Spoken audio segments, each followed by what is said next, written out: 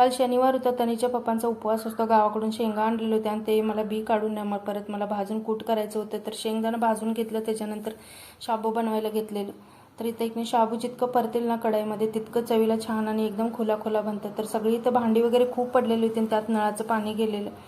भांडी तशीच गोळा करून ठेवली. नळाचं पाणी आल्यानंतर ना मग क्लीन करायला घेतली. तर सगळी भांडी वगैरे स्वच्छ घासून घेतली. त्याच्यानंतर किचन कट्टा वगैरे क्लीन केला आणि नळ पण ना थोडंसं वाईट झालेलं, म्हणून म्हणलं एक ना पितांबरीनं घासून काढा. पितांबरीनं घासेल ना तर एकदम छान असं चमक येते नळावरती. तर घासून काढलं हे भांडे घासायच्या घासणीनं आणि स्वच्छ धुवून घेतलं तर छान अशी चमक आलेली नळावरती. त्याच्यानंतर दुपारच्या जेवणामध्ये ना मला आणि तनिषला इथं भरलेल्या वांग्याची भाजी आणि चपाती बनवायची होती.